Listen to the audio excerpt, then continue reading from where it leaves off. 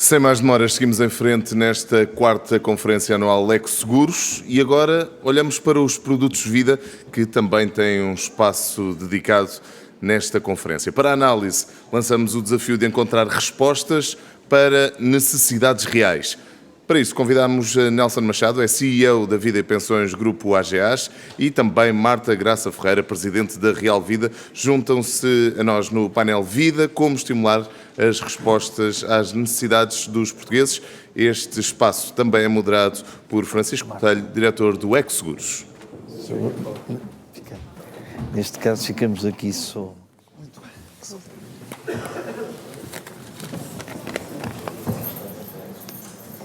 Muito obrigado e seguimos já para não... São pessoas bastante ocupadas e eu agradeço muito estarem connosco para debatermos o ramo de vida, não para ser mais um debate sobre o ramo de vida. Eu tenho alguma predileção por isto e por estes dois nossos convidados, porque a Marta Graça Ferreira está na Real Vida Seguros, que é uma seguradora portuguesa, que luta muito no setor do vida-risco, que é muito pragmática e objetiva quando diz que prefere vida-risco e não os seguros financeiros, e que tem um percurso muito interessante na vida seguradora, porque fez todos os degraus até chegar à presidência da Real Vida e por isso aprendeu as dificuldades que existem no caminho. E o Nelson Machado veio dos bancos, mas conseguiu superar esse defeito e está há muito tempo e é um estudioso da área de vida e pensões e que, além de ser representante da APS dessa área, e começaria, eu, como sempre, Marta, fazer aquela pergunta genérica: como pôr os portugueses a comprar seguros de vida? Vai-me dizer que é incentivos? Não é só uma questão de incentivos. Vamos lá ver. No ramo vida nós temos, portanto, o produto de vida-risco, não é? Que é o vida da proteção das pessoas, da proteção familiar, que as pessoas deveriam ter, não é? E depois temos os produtos que são ligados à área das reformas e à área das poupanças. Hoje em dia as pessoas procuram muito o produto que está relacionado com o crédito à habitação e aí, dessa forma, realmente é uma área que está bastante dinamizada e que se vende bastante e onde a Real Vida tem um papel muito importante, porque realmente é o nosso core. Portanto, nós somos uma companhia de vida especialista em vida e, portanto, só somos obrigados, não é? Eu diria obrigados, a dar as melhores soluções e as melhores ofertas. E, portanto, nesse aspecto, tentamos trazer o cliente até nós, quer através das nossas coberturas, quer, por exemplo, através da oferta de alguns serviços. Por exemplo, só para ter uma ideia, como é que nós vamos fazer clientes comprar seguros de vida? Por exemplo, nós agora decidimos oferecer a todos os clientes novos e os que já estavam em carteira coberturas de saúde. Portanto, médico ao domicílio, teleconsulta, serviços ao domicílio, de enfermagem, etc. Portanto, é uma forma que nós temos e que decidimos oferecer aos clientes este tipo de serviços, de modo a que as pessoas valorizassem, portanto, o seguro de saúde. Outra questão, outro exemplo, por exemplo, para que as pessoas ficassem mais sensibilizadas à questão do seguro de vida, foi criarmos um produto que é um 2 em 1. Portanto, temos aqui um produto que é um seguro de vida, em que há uma proteção familiar, mas que em simultâneo aquele prémio vai permitir também fazer uma poupança. Portanto, a pessoa acaba por, no final do prazo do seguro de vida, ter um reembolso dos prémios que entregou ao longo do contrato. Portanto, acaba por ter um 2 em 1. E depois temos também os produtos financeiros que neste momento estão bastante atrativos, né, dadas as conjunturas dos próprios mercados financeiros, que nos permitiram ter produtos para forradores com taxas bastante mais atrativas.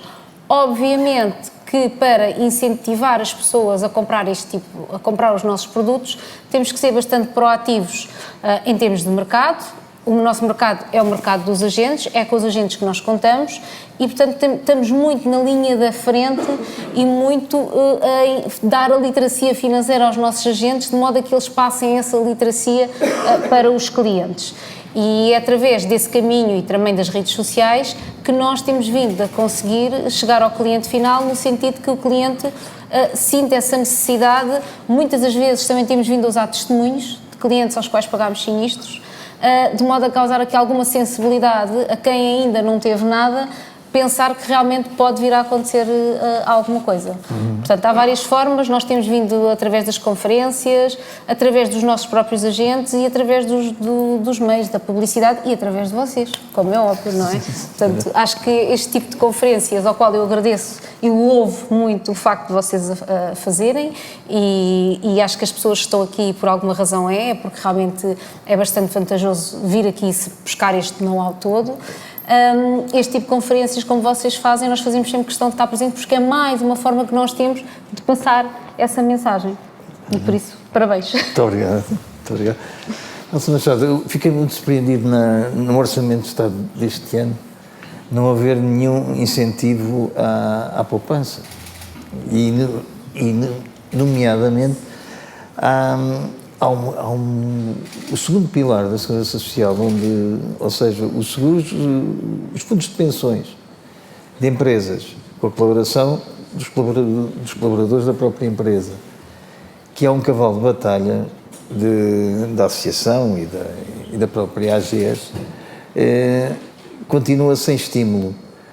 O que é que se passa? O que é que acha que se passa? Muito obrigado, Francisco, pelo convite. Enfim, Marta, é um prazer sempre estar consigo e de facto tenho enorme consideração pelo trabalho que tem sido feito pela Real Vida e por si. E obrigado por estar cá presentes. Eu tenho que responder essa pergunta já?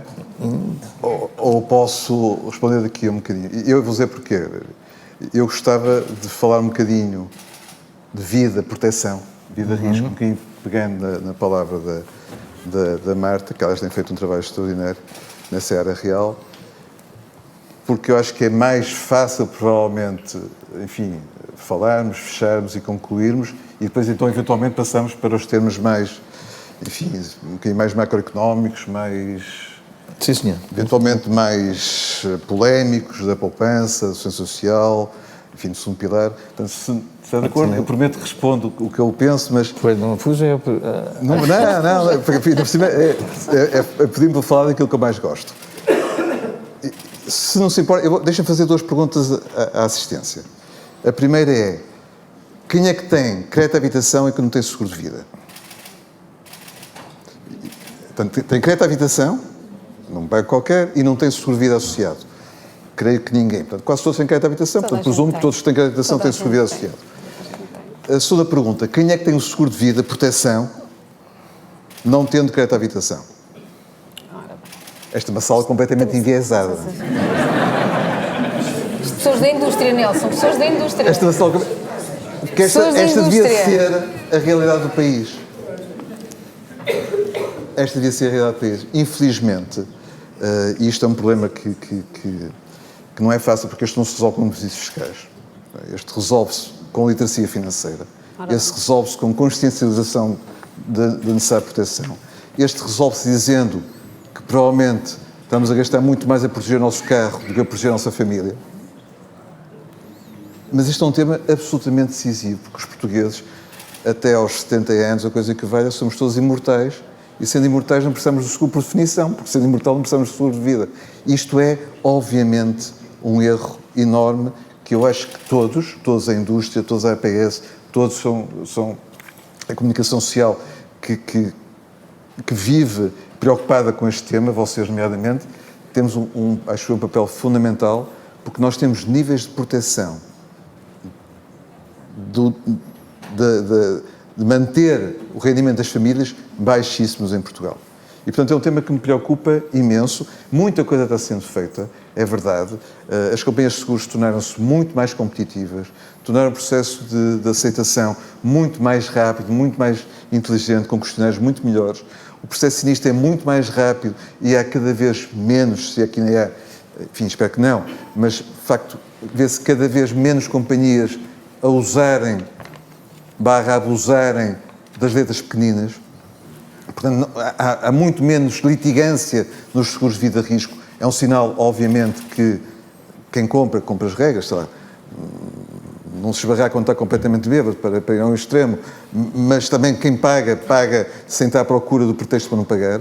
Mas eu creio que, de facto, aqui a solução, não vejo outra que não seja todos melhorarmos, sermos mais competitivos no preço, na aceitação, nas soluções, na oferta de assistências, na oferta de 2x1, 3x2, quais foram, a vida e a saúde, a vida e a utilização de apps para mostrar que de facto estás a contribuir para teres um melhor nível de vida e qualidade de vida e com isso ter mais descontos. Portanto, há muita coisa para fazer, mas de facto acho que o setor nos últimos 5 ou 6 anos melhorou imenso, mas temos este problema prévio, que eu diria que ainda é dramático, que é a maior parte dos nossos queridos concidadãos acham que de facto são imortais.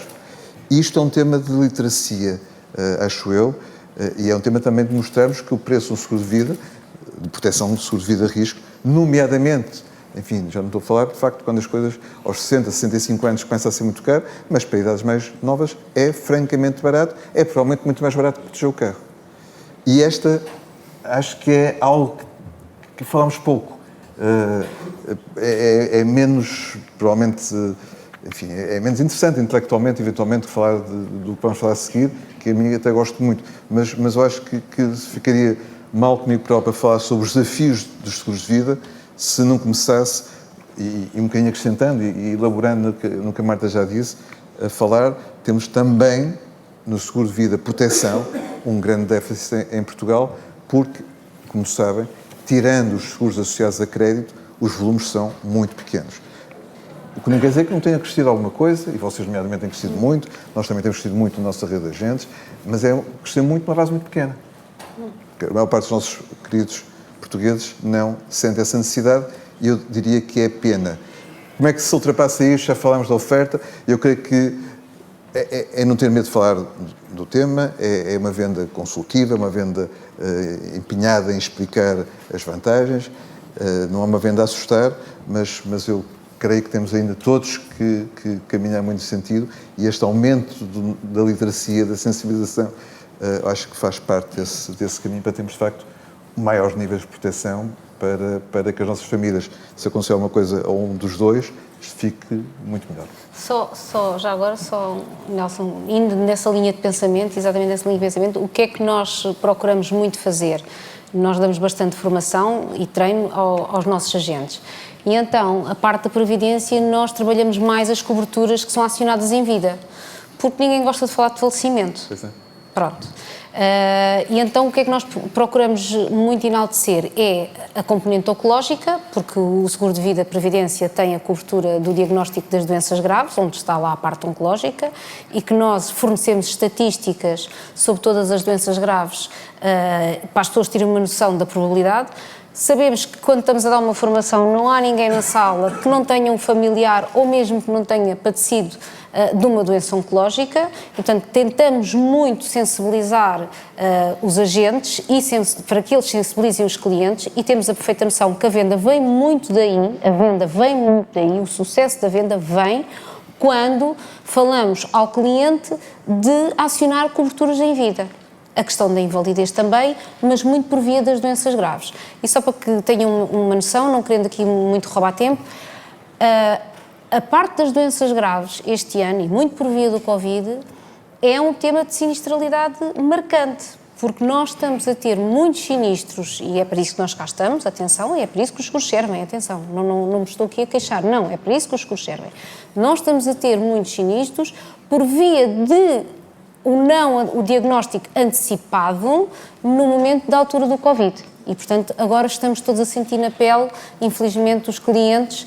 Nós, companhias, estamos cá para o fazer, porque é esse o nosso trabalho, mas estamos realmente a ter uma sinistralidade muito por via de pagamento de sinistros em vida. Não só em morte, mas sim pagamentos de sinistros em vida. E é através destes exemplos que conseguimos, muitas das vezes, sensibilizar o cliente final. A questão preço não é relevante. Estamos sempre a pedir às mesmas famílias que já pagaram os impostos, não é? Que já pagaram saúde, que já pagaram educação, estamos sempre a pedir que paguem ainda mais a parte privada. Não acha que pode estar aí a resposta a tão pouca procura, ou é pura e simplesmente pavor à morte, evitar problemas, falar de assuntos desagradáveis? A questão é que realmente as pessoas não gostam de tocar neste tema, pronto. Mas a verdade é que quando nós abordamos os exemplos, não é? Portanto, quando abordamos exemplos e puxamos muito ao coração das pessoas, e olha, mas você na sua família não conhece nenhum caso, não tem nenhum amigo, as pessoas aí são muito sensíveis. Depois também tivemos aqui outro tema, é que quando nós estamos a falar de doenças graves, estamos a falar de pessoas que tiveram que recorrer também nos primeiros momentos ao Sistema Nacional de Saúde e ele não lhes soube dar a resposta em devido tempo. E nós, mesmo sendo um seguro de vida, através do diagnóstico adiantamos logo o valor do capital à pessoa e a pessoa aí já não tem que esperar esse tempo, essa aflição para se tratar. Portanto, essa questão também é uma questão que nos ajuda a argumentar, não é? Portanto, atenção, porque pode vir a acontecer isto e se precisar de uma assistência rápida para o tratamento dessa doença, poderá não ter essa assistência rápida e por esta via e por via desta cobertura, poderá tê-la de uma forma imediata. Vai muito também por aí. Muito bem. Nelson, já pode responder àquela pergunta. Agora já. Vá lá ver. Vale então falar do Orçamento de Estado, podemos falar com certeza, mas cai do céu se não dermos 2 passos atrás. O Francisco diz uma coisa que é verdade. Eu há muitos anos que me preocupo com uma coisa que depois é muito mal interpretada e, portanto, tenho sempre que ter muito cuidado de dizê-lo. Portanto, eu vou dizer de uma forma simples para a gente perceber o que estamos a falar, mas depois tenho que explicar um bocadinho. Aquilo que se diz que é a sustentabilidade da segurança social para pagamento de pensões de reforma. E depois tem que... Portanto, já sei que toda a gente sabe o que eu estou a falar, mas a partir daí tenho que explicar, porque o sistema social está sustentável. Portanto, não é que vai cair amanhã, não é que vai falir, não é que vai deixar de haver dinheiro para pagar pensões. Quando se fala de sustentabilidade da segurança social, não é nada disto. Enfim, admito que haja alguns, que até por desconhecimento, que façam esta confusão. Não é nada disto que falamos, porque no limite aumenta os impostos, ou a taxa, ou o aumento da taxa de imposto, ou faz-se imposto sobre outras coisas quaisquer, ou taxas, e a segurança social está sustentável. A questão não é bem essa. A questão é uma coisa chamada evolução demográfica inevitável e que estamos a assistir. As pessoas hoje, e bem, vivem 25 anos aos 75 anos. E, portanto, não é preciso ter nenhum grau académico muito especial para perceber que se eu vou descontar em média 40 anos e depois vou receber 25 anos de reforma, tem que ter um desconto que é muito maior do que os 22% mais 11 atuais, que não pagam só a reforma, pagam desemprego, pagam doença, pagam não sei o quê, para assegurar uma pensão lá à frente ao nível da prometida. Dito isto, eu acho que nos últimos anos Portugal fez passos muito inteligentes, de uma forma muito subtil, passou muito bem na opinião pública, de melhorar esta sustentabilidade. A introdução do fator de longevidade, aumento da forma para considerar todos os anos todos de desconto e, portanto, não ser os melhores 10 dos últimos 15, integrar tudo, quase tudo na segurança social. Portanto, tudo que foi bem feito no sentido de tornar isto mais sustentável. Dito isto, daqui a 30 anos, em vez da pensão média a primeira pensão sobre o último salário ser de 75%, como é atualmente, vai ser 41%. E não é por ninguém nos querer mal. É porque, e não estou a contar com inflações altas, estou a contar com a inflação esperada. Porque, de facto, quando a inflação é zero, o salário médio, o salário inicial, o salário final, o salário médio, só refletem a progressão da carreira. Quando temos inflação, obviamente, temos imediatamente uma aceleração desta curva e, portanto, qualquer coisa que seja com base na média fica mais longe do salário final. E, portanto, o que as pessoas vão ter daqui a 30 anos, e estes não são estudos meus, são estudos completamente científicos da Comissão Europeia, da mestra toda a gente, é uma taxa de substituição, portanto, a primeira pensão sobre o último salário, à volta dos 40. Tem uns com 41, outros têm 42, podem aos 45, aos 40. Interessa-me pouco. O que interessa, porque o ponto aqui nem acho que haja condições para o Estado pagar mais do que isto. Porque se para pagar mais do que isto vai ter que aumentar os impostos. Muito mais do que está a aumentar hoje. Portanto, o tema não é esse. O tema é, o que eu não percebo, é porque, e isto não tem nenhum mal, e eu digo sempre a mesma coisa porque acredito profundamente nela, eu tenho orgulho, pois tem muitos erros, mas tenho orgulho no essencial do que é o nosso esquema de segurança social e proteção social, é muito mais um ativo que uma responsabilidade. Pois pode ter coisas para afinar, muitas, mas não é o ponto aqui. O ponto é, a mensagem final é positiva, mas não chega. E o que me, de facto, enfim, me entristece como português interessado, é não se reconhecer o problema. Porque o primeiro passo para não resolver um problema é dizer que o problema não existe. E o problema existe porque as pessoas vivem mais tempo e a forma vai garantir que as pessoas vão receber muito menos do que o que recebem hoje. E esta, não sei se não apetece muito usar muitos adjetivos que são todos maus, portanto, mas esta, eu diria, tentativa de fazer conta que o problema não existe, quando o elefante está no meio da sala e não se criar condições para dizer, mas o problema, ok, mas 40 e tal % está garantido, que é ótimo, mas vamos então criar algumas condições para ajudar a que você complemente a sua reforma. E comentar a segunda reforma, isto aqui de facto é muito básico, pois toda a gente conhece, toda a gente fala do grande primeiro pilar da segurança social, em Portugal é o único, basicamente. O segundo pilar baseado nas empresas, em Portugal é basicamente inexistente. Eu não sei se sabem, só 3% dos portugueses é que têm alguma coisa sobre a forma de fundo de pensões. E todos eles estão em ex-empresas públicas ou bancos. Acordos coletivos de trabalho. Então, não sei se sabem que o português médio tem PPR, que é o terceiro pilar, o montante em PPR não chega a 9.000 euros. 9.000 euros a VIP 20 anos dá 450 euros por ano. Portanto, vão ter um complemento de pensão de 35 euros por mês. E, portanto, de facto, incomoda-me este assobiar para o lado, saber que é um problema que demora muito tempo a resolver. Porque há uma coisa que a capitalização demora é tempo. A beleza da capitalização é os juros dos juros. É o juro composto, é ir poupando devagarinho para, ao longo dos anos, aquilo ter mais. E, portanto, o adiar, fazer conta que o problema não existe, enfim, eu creio que não é uma forma boa de resolver o problema que ele existe, infelizmente. E, portanto, de facto, depois podemos elaborar um bocadinho mais nos detalhes, mas fico triste, como português, de continuarmos a fazer conta que o problema não existe. Marta. Este tema é um tema polémico porque tem sempre uma componente política e eu vou tentar não ir muito por aí. A verdade é que também não é um tema que o Governo tente falar sobre ele. Vamos lá ver. Portanto, o que nós ouvimos é que está tudo bem. As pessoas perceberam, vamos agora aqui usar este exemplo, as pessoas perceberam que tinham que fazer seguros de saúde porque perceberam e sentiram na pele que o Sistema Nacional de Saúde não funcionava.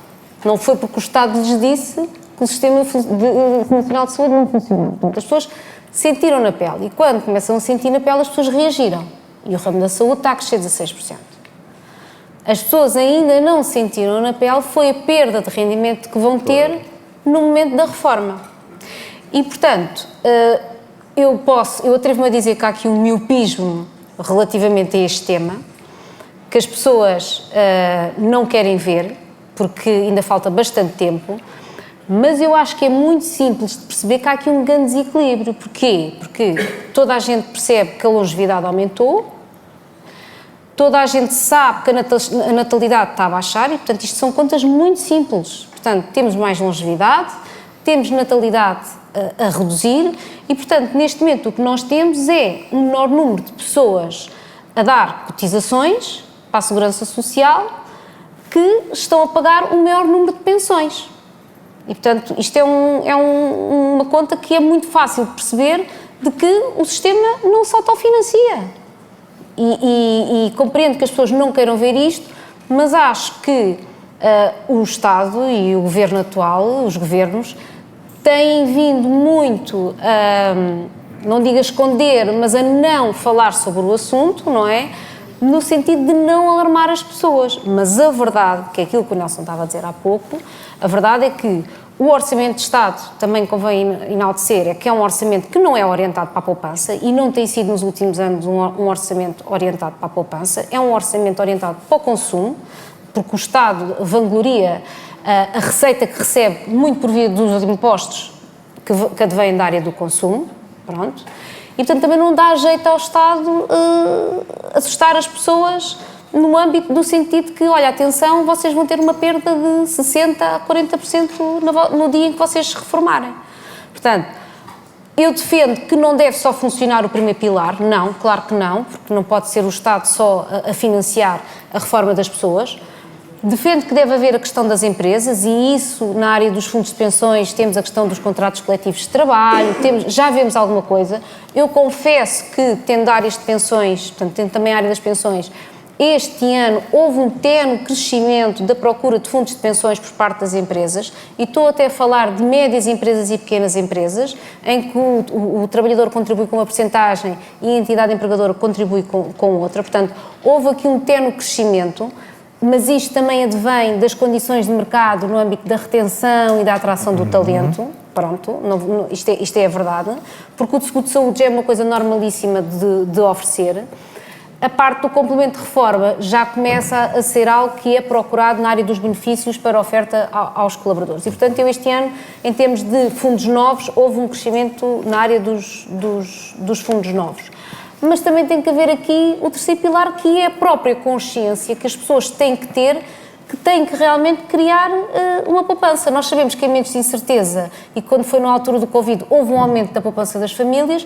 Neste momento, a poupança das famílias é das mais baixas da União Europeia. Também digo que, e tal, as pessoas têm um pouco rendimento disponível. Não é bem assim. Tem muito a ver com a prioridade e como se prioriza a gestão do orçamento familiar. Porque há coisas que as pessoas não abdicam de fazer, não abdicam de ter, em prol de alguma poupança que possam pôr de lado. Eu vou dar aqui um exemplo mais ridículo, mas é muito banal. Quantas pessoas não se endividam, e estamos a falar de classes médias, baixas, fazem um crédito para comprar o último iPhone que saiu? Porque isto é que é a prioridade das pessoas. Mas porquê que isto é a prioridade das pessoas? Porque ainda ninguém lhes chamou a atenção que, olha, quando tu te reformares, tu vais receber metade do teu ordenado e tu vais ter que pagar as tuas contas com metade desse ordenado. Portanto, ainda ninguém teve a coragem de fazer isto. O que é que nós fazemos, seguradoras? É isto, é estar aqui presente nestes eventos, é escrever muito através do digital, escrever artigos. Agora, qual é o alcance que nós temos para chegar à população geral? É baixo. Portanto, tem que ser o próprio Estado a ser transparente e abrir o jogo e dizer no Estado como é que as coisas estão. Portanto, o sistema não se autofinancia, tanto não se autofinancia que o Estado todos os anos tem que lá pôr 7 mil milhões de euros. Por isso é que estamos na situação em que estamos. Portanto, é uma questão de abertura e de transparência, para mim.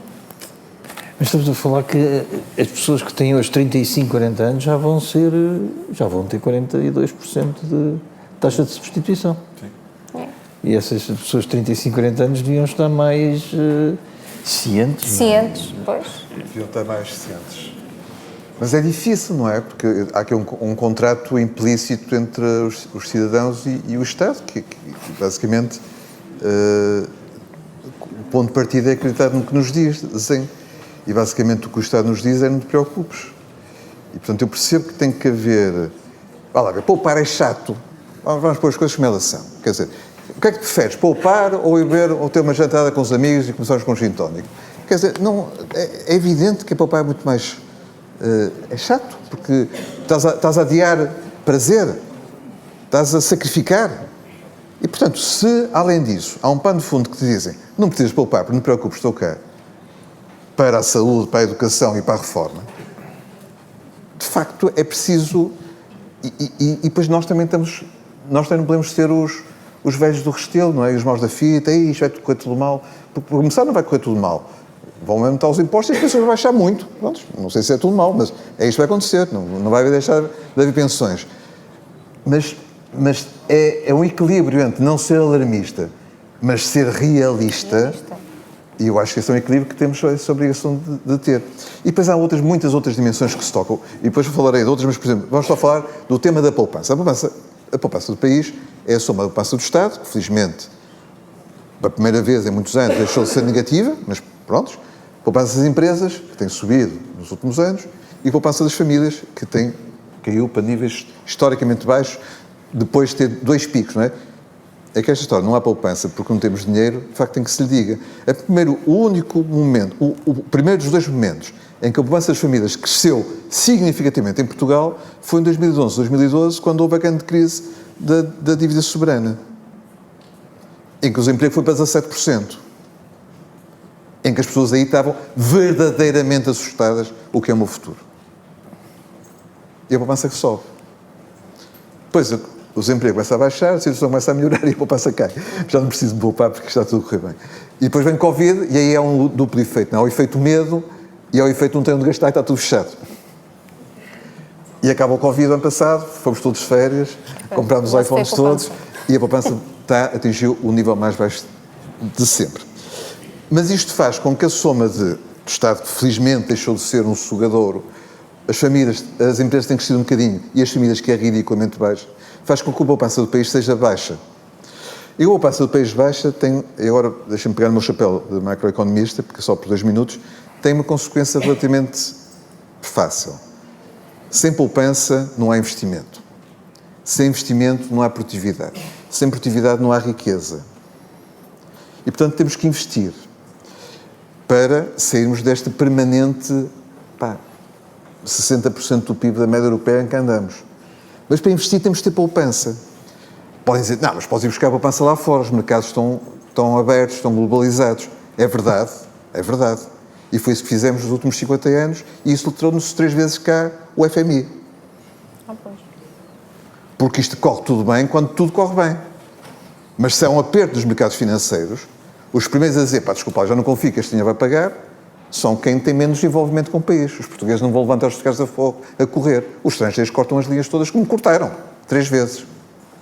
E, portanto, isto da poupança individual é muito importante para cada um de nós, mas para é muito importante para o país, porque se não houver poupança nacional suficiente, estamos permanentemente, as duas uma, ou dependentes da poupança estrangeira, exterior, ou sem capacidade de investir, temos produtividade, criar riqueza, melhoramos o nosso nível de vida.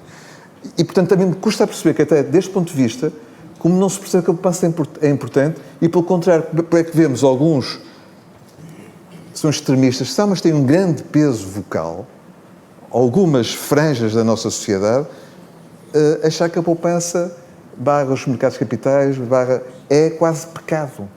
É quase errado. Isto eu comecei a pensar nestas coisas há muitos anos, nem vos digo quantos para não parecer mal. E na altura, há muitos anos, falava-se disto sem bias ideológicos. Tentava-se encontrar qual é a melhor solução de equilíbrio entre pilar 1, pilar 2, pilar 3. Pilar 1 sempre fundamental em Portugal. Nós temos este legacy bom de termos esta segurança social, de facto, bastante omnipresente e que faz o que pode. Enfim, há umas coisas, repito, pode ser afinado, mas não há ponto aqui. Agora, alguém que diga é importante pouparmos, passado 10 segundos estava com um carimbo na testa a dizer neoliberal, perigoso, fascista ou coisa parecida, quando por acaso quem poupa mais e melhor são os países nórdicos, que de facto não são propriamente o bom exemplo disto que acabamos de dizer. Portanto, há aqui muita hipocrisia, muita ideologia errada, porque não é ideologia com base em causa. Eu percebo a ideologia a dizer, temos um problema, o caminho pode ser por aqui ou por ali. Isso é ideologia. Dizer não temos um problema não é ideologia, é negação.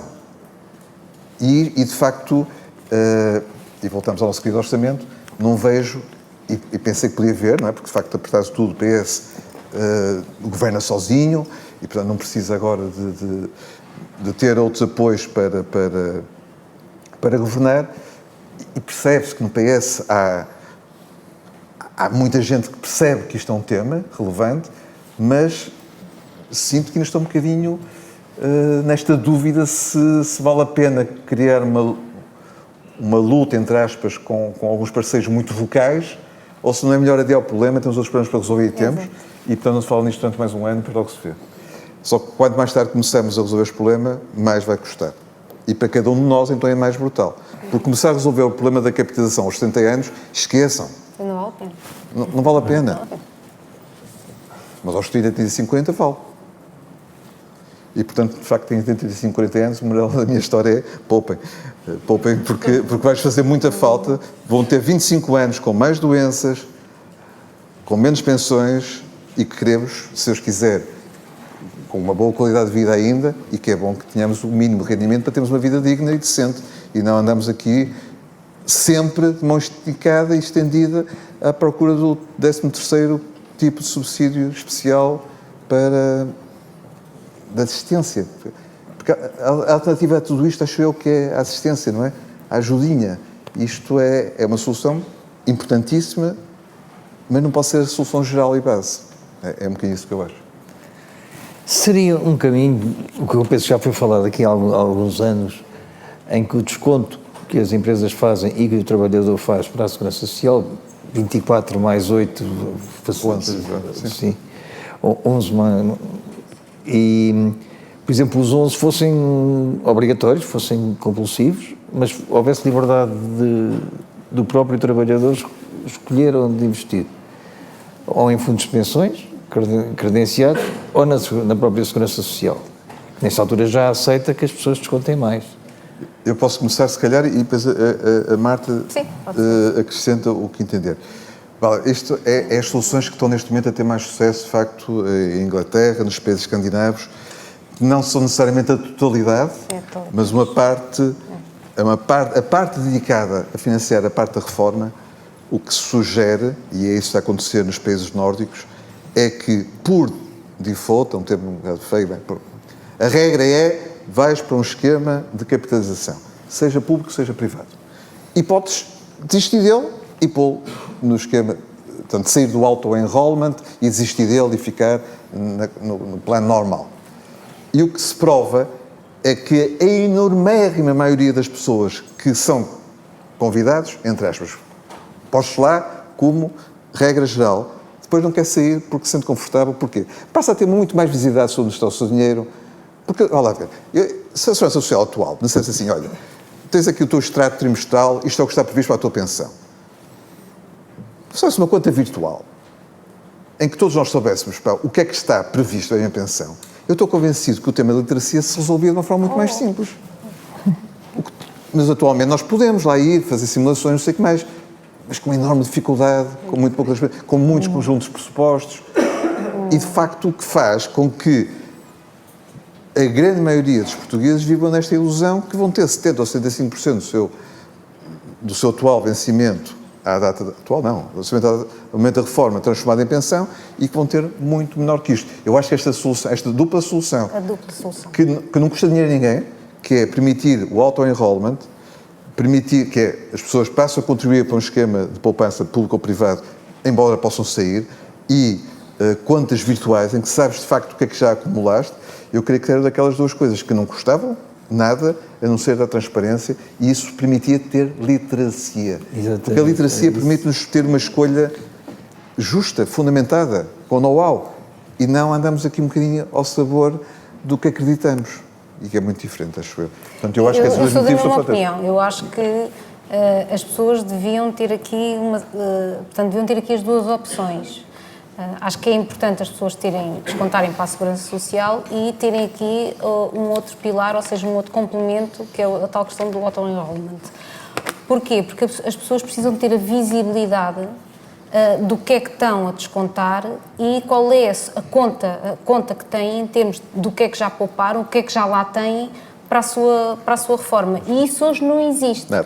Agora vamos dizer assim, nós temos um simulador. Olha, nós, por acaso, na Real Vida até temos um simulador no nosso site. E até é um simulador que tem bastante tráfego. Mas eu sei porque é que tem bastante tráfego. É porque nós temos áreas de fundos de pensões. E, naturalmente, que os nossos clientes de fundos de pensões acedem muito ao simulador. Se nós perguntarmos aos portugueses quem é que já foi ao simulador e quem é que já tem acesso à sua conta da Segurança Social, eu acredito que muito poucos tenham.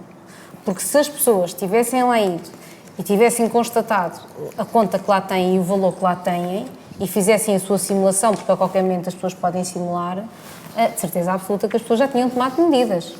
Portanto, eu acredito é que as pessoas não vão ao simulador. Portanto, nós por acaso até temos o simulador de uma forma proativa e é algo que realmente tem tráfego, mas a realidade é que esse tráfego advém muito dos milhares de aderentes que nós temos da área de fundos de pensões. Pronto, essa é a verdade. Mas sou da opinião do Nelson, as pessoas deveriam ter neste momento a questão dos dois, diríamos, duas opções, portanto, que era a questão do Estado e depois a questão do auto-enrollment, que é para ter as pessoas ganharem aqui uma visibilidade do que é melhor para elas. E depois, a partir daí, poderiam continuar ou poderiam sair. Mas eu acredito que as pessoas iriam ficar, completamente. Claro. A literacia financeira então viria por necessidade, por curiosidade, porque eram as próprias pessoas que estavam a mandar porque as próprias pessoas iriam aceder a essa informação. Exatamente. Não é como agora que as pessoas têm que tomar a iniciativa de entrar, ter que pedir a senha da Segurança Social, ir à Segurança Social. Aliás, temos outra questão, é que as pessoas entram por norma na Segurança Social e têm as carreiras contributivas todas desarrumadas. Esse é logo o primeiro tema que surge, é que primeiro tem que ir logo arrumar a carreira contributiva, porque aquilo está tudo desarrumado, é a minha experiência fala, e portanto as pessoas não têm essa iniciativa. Agora, há aqui uma questão que eu também queria salientar e que há bocado a Rita da Liberty falou. O tema da literacia financeira é um tema que devia ser falado era nas escolas. Os miúdos têm umas cadeiras, que é a cadeira de cidadania. Era tema de literacia financeira que eles deviam falar nas escolas. Eu estou-me a lembrar aqui de uma experiência que tive, em que tive a dar literacia financeira aos miúdos do 9º ano. E aquilo que eu assisti, e eram cerca de 3 turmas, numa escola pública, portanto, foi uma escola onde eu frequentei e decidi que seria lá. E aquilo que eu assisti das decisões em que os miúdos era-lhes dado um determinado salário, eram as notas que eu lhes dava, e eles tinham que fazer a gestão daquele salário e ter em conta pagar uma casa, pagar um carro, pagar escola, filhos, etc. Aquilo que eu assisti foi, basicamente, a realidade que eles têm em casa, que eram umas prioridades completamente descoordenadas. Ou seja, as prioridades que eles tinham, muito, era eu posso morar numa casa pior, mas ter um carro melhor. Pronto. Eu gasto o dinheiro e eu pergunto, então e agora gastou o dinheiro no carro e nas férias? E agora vai comer como? É verdade, agora tenho que ir ver como é que para lá. Não, afinal não posso ir por aí. Portanto, ou seja, uma descoordenação e as prioridades estão desfasadas que eu começo a pensar, mas será que é isto que é a realidade em casa? Será que é isto que eles veem dos pais? Portanto, a literacia financeira devia ser dada nas escolas. Isto devia ser uma disciplina. Sim. Eu não posso estar mais de acordo. Eu não posso estar mais de acordo. Nós somos sensíveis a estes temas, portanto, eu também tive umas aulas de literacia financeira, umas conversas, e é assustador, de facto. A total... Mas a parte boa, não é muito melhor dos professores, a parte boa é que há muita vontade de aprender. Portanto, isto para mim quer dizer que provavelmente há espaço para fazer parte dos currículos verdadeiros. Porque quem não tiver boa literacia financeira desde jovem é um cidadão pior. É um cidadão pior informado, com piores decisões e que vai fazer mais escolhas da sua vida. Isto para mim é muito claro. Nós agora, como entendemos que não somos capazes de fazer isto sozinho, não temos forma de escalar, portanto estamos a apoiar aquele que é provavelmente o maior programa nacional aprovado por toda a gente, Ministério, pelo Banco de Portugal, por toda a gente, de literacia financeira, que é da Fundação Dr. António Coutinho Miranda, que abrange 8.000 alunos, portanto, de facto, e percebe-se que as pessoas não sabem, mas estão sedentas por aprender e quando aprendem gostam de aprender. Portanto, há aqui uma oportunidade brutal que é uma pena não se olhar para isto de uma forma muito séria. Também há um aspecto que eu li um colega meu do ECO, o Luís Leitão, que não trata dos assuntos financeiros e de finanças pessoais no ECO. E li um artigo dele muito interessante o artigo, não o que lá está escrito.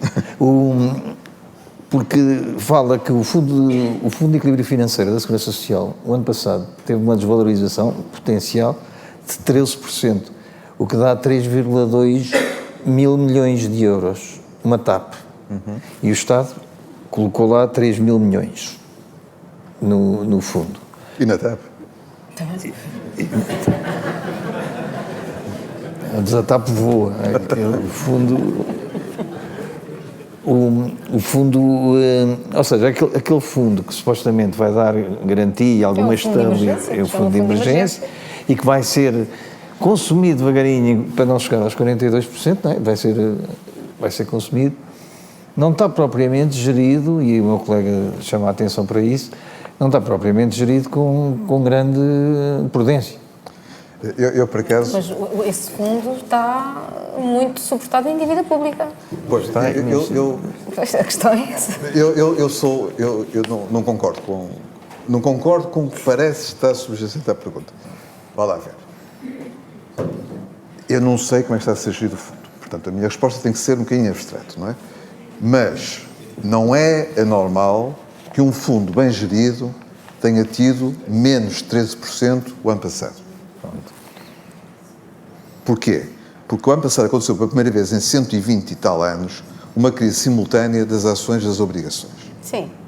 E, portanto, não podemos concluir, acho que é injusto, ele tem que ter benchmarks, tem que ter transparência, temos que saber como é que é gerido e saber, porque teve menos 3 o ano passado, mas que este ano vai ter mais 6 e pode mais 5 e temos que olhar para um fundo deste género numa perspectiva de médio e longo prazo. Um fundo deste não pode ser gerido numa perspectiva de tens de ter 0,1 este ano para não dar prejuízo e para o ano só tens 1, quando podias ter, se calhar ao longo de 5 anos, muito mais retorno.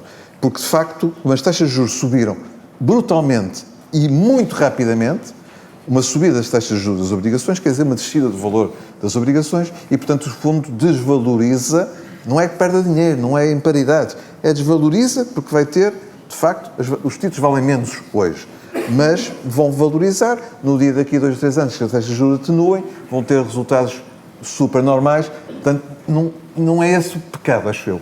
É isso. Repito, haja transparência, haja benchmarks, haja rigor. E tem que partir do princípio que há, porque não sei. Portanto, essa parte não é que me incomoda.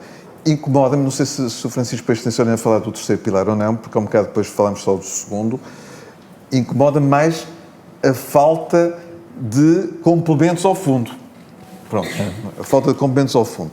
E aqui voltamos, porque há um bocadinho não chegamos a falar do benefícios fiscais, porque eu não sei se é necessário benefícios fiscais para as empresas. Talvez seja. Mas se houver auto-enrollment, se houver uma coisa, por exemplo, deste género, em que o colaborador decide contribuir X para a sua conta individual e por cada X que ele contribua, a empresa contribua uma parte de X e esta parte de X, sim, ter um benefício fiscal relevante, pode ser uma solução melhor do que dar benefícios fiscais para todos. Portanto, há muitas formas de não exaurir, de não gastar impostos todos nós. Os benefícios fiscais é uma coisa que me mete muito nervoso, não é? O benefício fiscal quer dizer que é uma coisa que nós estamos a pagar, não haja dúvidas. E, portanto, tem que ser dado com muito respeito por todos nós. E eu aqui tentaria a ser só dado, por exemplo, nesta solução, só para quando há uma vontade do colaborador contribuir e a empresa contribui em cima das suas normais obrigações para isso.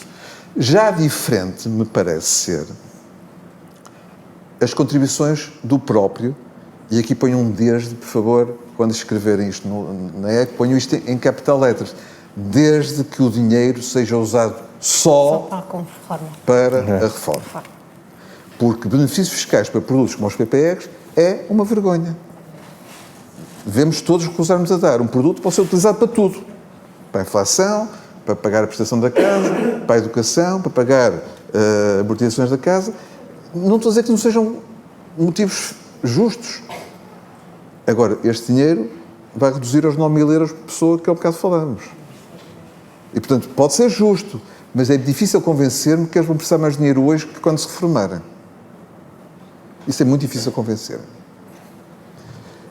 E isto, de facto, aí sim, um produto que seja, o atual PPR não serve, mas um produto que tenha como missão pagar só de uma forma faseada ao longo da reforma, as pessoas vão dizer, ei, pá, que chatice, eu quero ter o dinheiro se é doente. Está bem, se és doente, tens alguns apoios. Isto tem que ser para a reforma. E isso eu tenho muita pena que não haja um benefício fiscal sério para esses produtos. E o PEP continua... E o PEP podia ser esse produto. Podia ser esse produto, mas continua. Mas a questão do Fundo de Emergência de Segurança Social, é assim, o desempenho do Fundo também tem muito a ver com todos nós sofremos em termos da gestão de ativos. Quer dizer, todos nós tivemos problemas o ano passado em termos de desvalorização dos capitais e da perda de perdas financeiras relativamente aos mercados financeiros. E, portanto, com o Fundo foi exatamente a mesma coisa. É uma situação completamente idêntica a essa. Agora, a questão dos benefícios fiscais que estava a falar, que o Nelson está a falar, é isso. É realmente não banalizar os benefícios fiscais para PPRs, que depois já não são PPRs, aquilo é tudo menos um PPR. O PEP era aqui a única saída que nós tínhamos, em que era realmente o produto de poupança para a reforma, era o produto de longo prazo, com o único objetivo de complemento de reforma, e esse sim deveria ter os benefícios fiscais. Mas só por esse objetivo, e não levantar para mais razão alguma, senão o momento da reforma. A parte chata das minhas conversas com a Marta, estamos sempre de acordo. Nem sempre. Sim, Mas quase sempre. mas hoje já estiveram de acordo em coisas novas. Está bem, Eu quero agradecer muito, Marta e Nelson, a presença e a contribuição, e de facto falámos em coisas novas, e há aqui uns caminhos que já existiam, mas agora hoje foram ressuscitados, e que vamos tentar, com certeza, explorar e ver no futuro se politicamente há um diferente entendimento de como levar, se vamos todos viver para o amanhã ou se vamos pensar um bocadinho mais a médio e longo prazo. Muito obrigado. Obrigado, Francisco.